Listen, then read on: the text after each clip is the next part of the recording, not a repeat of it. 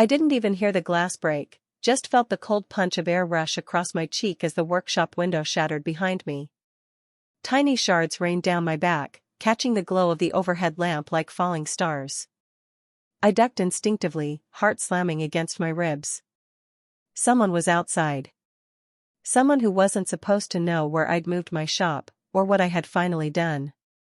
The alley behind the building stayed still for a long second. Too still. Then a shadow shifted. Slow. Deliberate. Watching me. My phone buzzed on the workbench. A single text from a number I knew by heart but had blocked. "You think you can just walk away?" My throat tightened. I backed toward the shelves, my fingers brushing the familiar cool of a half-finished ornament, delicate glass, hand-painted. Breakable. Like the life I had just stopped agreeing to subsidize. A noise scraped outside. Footsteps. Getting closer. And then, my grandfather's old truck roared into the alley, headlights flooding the darkness like a rescue flare. The brakes screeched, and the passenger door flew open. "Leona!" Grandpa shouted, voice sharp with urgency. "Get in. Now." The moment my eyes met his, I knew something had shifted, not just in me, but in the whole structure of my family. Something that would not be undone. I grabbed my coat, my ledger, the folder of evidence I never intended to create, and ran. As I sprinted toward the truck, the shadow in the alley moved again, just barely. Watching me escape. Memorizing that I had finally stopped being silent. When I slammed the door shut, Grandpa floored the gas. The tires screamed against the pavement as we shot down the alley, leaving the broken window and the watching figure behind. Only when we reached the main road did he speak. "Tell me everything," he said. "From the beginning." And so, I finally did. When I rewind my story, it never begins with the danger. It begins with something small. Something quiet. Something that should not have mattered as much as it did. It begins with a taxi. I remember stepping out of it that chilly afternoon, balancing a tower of sample boxes stacked nearly to my chin. My palms were cramping from gripping the cardboard edges, and a streak of glitter clung stubbornly to my forehead like a badge of exhaustion. I hadn't meant to arrive this way. Not at my grandparents' house. Not in a taxi. Not with a secret lodged in my throat. But the car I should have driven, the one I'd been gifted years ago, wasn't mine anymore. I was halfway up the front porch, nudging a box with my knee while trying not to drop anything, when the door swung open. And there stood the man who had taught me how to measure twice and cut once. Grandpa Cyril. He was in his maroon sweater vest, eyebrows rising as he took in the pathetic sight of me. "Pumpkin, why'd you come by taxi? What happened to the sedan we gave you?" My mind blanked. The screen door sighed on its hinge, a traitor pointing out how long I hesitated. Before I could answer, a voice floated in from the dining room, sweet, polished, and rehearsed. "Oh, that car? It's Isla's now. Leona barely used it." My mother, Mara, stepped into view with a smile that could cut glass. She said it as if announcing the punchline of a joke that didn't exist. The room's temperature dropped. My uncle stopped chewing. Even the old grandfather clock seemed to amplify its ticking. Grandpa didn't look at me first. He looked at her. Then at me. Then back at her, like he was reading labels on jars he'd never seen in his pantry. "Belongs to who?" he asked, even though he had heard her clearly. "Isla," my mother repeated brightly. "You know how hard she works, Dad. Leona just paints, little ornaments." That last part. She said it lightly. Soft. But the softness made it worse, like a pat on the head before a shove. From behind her, Isla appeared, the younger sister, the family favorite, phone in one hand, iced latte in the other. Ring light glow reflected in her eyes. "It's just logistics," she chirped. "I have meetings, you know?" "Meetings. Of course." Grandpa rubbed his jaw the way he always did when he was solving math in his head or trying to keep from losing his temper. Then he placed a steady hand on my arm. "Come inside, sweetheart." He didn't argue. Not yet. He simply set the table, folded his napkin, and settled into his chair with the calm of a man preparing for a storm. I sat beside him, pressing my thumb into a cardboard box until the edge bit into my skin. It grounded me, just barely. "Let the girl speak," Grandpa said, looking at my mother. I swallowed. "When did the car start belonging to your sister?" he asked. And the truth crawled up my throat like it had claws. I don't know," I said. Because that was the awful part. It hadn't been taken in one clear moment. It had been eaten away little by little. Just like everything else.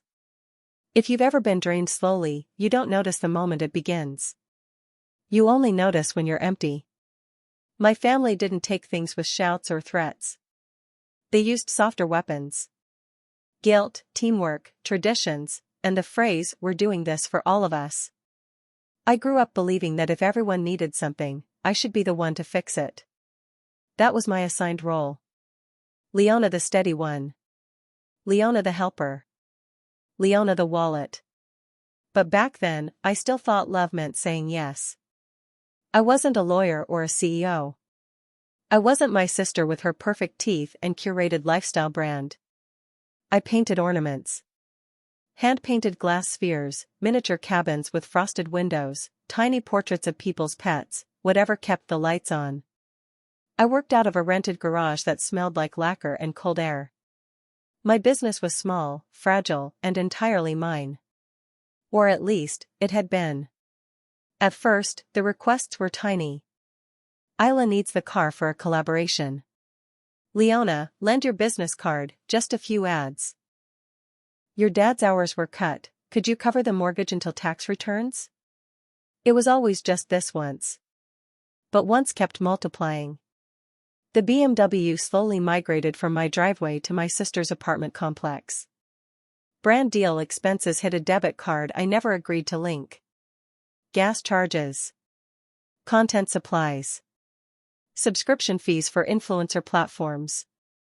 Each time I protested, Mom responded with the same, weary sigh. "Leona, sweetheart, why are you making this difficult? Isla is growing her brand for all of us." All of us. Funny how all of us always meant me paying and them benefiting. One freezing night, I was in my workshop trying to finish a rush order of reindeer ornaments. My breath fogged in the air because the heater kept tripping the breaker. A notification pinged on my phone. Account overdrawn. Another family marketing charge. Another month with my shop rent hanging by a thread. Something snapped in me, quietly, not dramatically. Just snapped. I opened my laptop. Created a spreadsheet titled "Things I Have Paid For. Family Claims versus Reality." Then I went line by line. Mortgage money. Utility bills. Gas for a car I no longer drove.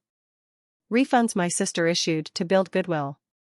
Gifted inventory for influencers who never tagged us. Ad charges. Family holiday contributions. Insurance fees. Random purchases labeled growth tools. The total at the bottom made my stomach roll. I had basically been funding an entire household, while they told me I was lucky to have a small business. That's the moment I understood. They didn't see my work as work. They saw it as a resource. A resource for them. My family's group chat, ironically called Hearth and Home, exploded one morning with color-coded plans for a family booth at the upcoming winter market. Mom's message read: "Profit split. 60% Isla, marketing. 20% family fund. 20% Leona, materials." They wanted to take 80% of my income. And still expected me to cover costs up front. That's when something inside me sharpened into steel. I typed, "No. My booth. My products. My business. I'm done." Mom's response was instant. "Ungrateful. We raised you. You owe us loyalty." but loyalty should never feel like a noose. I ignored the barrage and did the thing I'd been afraid to do. I called Grandpa. "I need advice," I whispered. He didn't ask why. He didn't sigh or tell me to calm down. He said, "Come over, darling. Bring your records." He was waiting at the table with a yellow legal pad and 2 cups of tea. "Tell me everything," he said gently, sliding the pen toward me. I opened the spreadsheet. He listened. He made marks on the page. 1 quiet tick for every $100 stolen under the guise of love. When I finished, he looked me straight in the eyes. "Leona, this isn't help. This is extraction." Then, just as calm, he said, "Here's what we're going to do." And the plan we created that night would crack my family in half. Grandpa didn't lecture. He didn't sigh or shake his head in disappointment. He simply opened a fresh page on his legal pad, nudged the pen toward me, and said, "We're going to reclaim your life, piece by piece." That night, with his steady presence anchoring me, I did what I should have done years earlier. I changed every password. Unlinked every device. Closed the joint business account my mother conveniently forgot to remove herself from. Ordered a new payment reader. Locked down my assets, my bank accounts, and every digital doorway they had slipped through. Then I drafted a document, a full, clean PDF. Record of transfers, unauthorized charges and business losses. Total, more than they ever imagined. When it was done, Grandpa read it silently, his jaw tightening only once. "This," he said, tapping the paper, "is not disloyalty. It's documentation. It's what you do when people mistake you for a resource instead of a person." I sent it to the family group chat. Not just Hearth and Home, but also the new one Mom made for holiday strategy. My message was simple and sharp. To the family. Here is a full record of the money taken from my accounts without consent. Household bills, marketing charges, refunds, expenses, fuel, and inventory losses. Total outstanding debt, $9,416. Every figure changed from real life, but the truth behind it remained. From this point forward, I will not fund household bills. I will not use Isla's marketing services. I will not split profits. I will not provide free materials. And the BMW must be returned by Friday at 5 p.m. If the car is not returned, I will report its unauthorized use as a misappropriated business asset. This is my boundary. The reaction was immediate and volcanic. "Mom. Threats? To your own mother? Shame. Isla. OMG. Over a car? Grow up. Dad. Let's calm down. Classic." I didn't respond. Not once. Not even when my phone lit up like a Christmas tree with guilt, rage, bargaining, and emotional bargains disguised as family talk. I taped a new sign to my booth wall. Family discount suspended. For the first time in years, I felt taller. By 5 p.m., the BMW was still missing. At 5:23, my pulse steady as ice, I clicked the insurance button. Report vehicle misuse. Sent the PDF to Grandpa, my aunt, a paralegal, and the chat. "Mom. How dare you involve outsiders? Isla. You literally ruined my weekend. Me. Return the car, or I proceed." At 7:11 p.m., headlights sliced into my workshop lot. Isla didn't walk. She stomped. She tossed the keys onto the pavement like they were dirty pennies. "The tank's low," she muttered. I needed it. There was a long scratch down the rear panel. Of course there was. I took pictures without a word. She climbed into an Uber without looking at me once. When she drove off, the quiet settled around me like fog. Then my phone buzzed. "Grandpa, proud of you. Come by tomorrow." I leaned against the roof of the returned BMW, forehead on the cool metal, and finally let myself shake. Relief. Fury. grief. All twisted together. But under it. Something new. Freedom. The next morning, Grandpa summoned everyone for coffee. When Grandpa calls, everyone shows up, out of love, fear, or both. He had 2 folders waiting on the table. My spreadsheet. A mysterious thin stack of documents with color-coded tabs. Mom started barking before her coat even came off. Dad, Leona is exaggerating. Isla needed support. She's punishing her sister for being successful. Grandpa held up one hand. We begin with numbers. He tapped the folder. Leona covered nearly $9,000 of your household costs this year. She also paid for over $2,000 in business charges none of you had permission to make. And she lost access to the vehicle I bought specifically for her work. Then he turned to Isla. His voice was gentle, but it could cut stone. That is called theft by use, even if you didn't intend harm. Isla's mouth opened. Closed. Opened again. Mom laughed, brittle and sharp. Dad, this is family. Don't use legal words.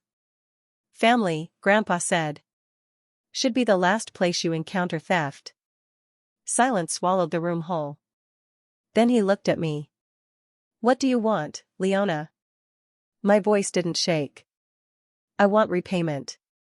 I want the charges stopped. I want my business to be mine. Grandpa nodded like he had been waiting for me to say that my whole life. He slid the second folder toward me. I also want you safe, he said. Years ago, I set aside a trust for family needs. I've reassigned it to you. Mom's chair screeched as she lurched upright. You cannot reward her tantrum. This is not a tantrum, Grandpa said. It's a boundary. And boundaries protect the willing and expose the entitled. Dad tried to play mediator. Maybe when things settle, Leona can still contribute to the house. No, I said quietly. I'm done funding the home. If you need groceries, I'll bring them. Money? No. Mom pointed at me like I had set a fire. UOWES. We raised you. I met her glare without blinking.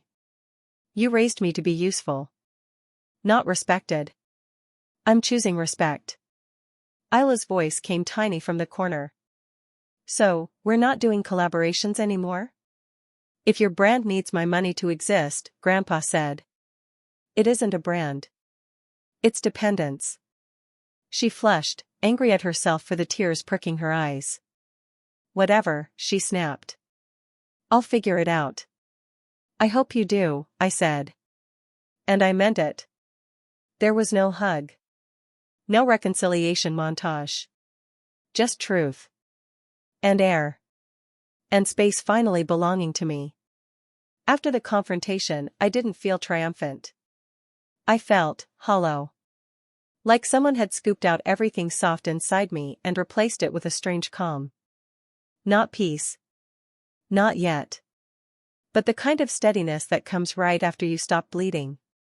For the first time in my adult life, I walked out of my family's house without feeling smaller than when I entered. And then, I built something new. With the help of Grandpa's trust fund, I signed a lease on a small corner unit with wide windows and sunlight that made my ornaments glow. The space smelled faintly of fresh paint and possibilities. I moved everything in at night with help from my neighbor, Jessa, a night shift nurse who wore her exhaustion like armor and refused to take payment. Buy me a cinnamon roll someday, she shrugged. I made her a custom ornament instead. I hung a new sign. Snowbird Studio, handcrafted ornaments by Leona. Just my name. Not the family's. I made a promise to myself. No discount for guilt. No free labor for teamwork. No more pretending I was lucky to be drained. And honestly? Business bloomed. Customers came in with soft smiles, telling me I had steady hands. A local paper photographed my silver-painted nails because they thought it made for atmospheric imagery. Grandpa clipped the article and stuck it to his fridge with a magnet shaped like a tomato. Every time I visited, he pointed at it like it might grow larger if we believed in it hard enough. I laughed more in those weeks than I had in years. I slept through the night. I ate food on real plates instead of scarfing snacks over a trash bin in a cold garage. It was like discovering my lungs had never worked correctly until now. Isla rebranded her channel to Thrift Life with Isla Mercy. She didn't ask me for materials. She bought one ornament, full price, for a friend. We didn't hug. We didn't fight. We were simply two adults exchanging goods. It felt almost like adulthood. Mom still sent little jabs. Family dinner on Sunday. Bring ornaments. You should contribute more. It's tradition. I ignored them with politeness so slick it couldn't be gripped. Dad came into the shop twice. He bought 2 Fisherman 1991 ornaments for no reason other than nostalgia. Your grandfather's proud, he murmured. I know, I said softly. But underneath all that healing and independence, something darker moved. Because my mother doesn't lose well. And she doesn't forget. And someone close, was watching my every step. It happened on a Thursday evening, long after I closed the shop. I was in the back, sealing a custom bluebird ornament, when my store lights flickered. I frowned. The power had never dipped before. I stepped to the front windows and saw nothing but the empty parking lot and the glow of street lamps. Too quiet. Too still.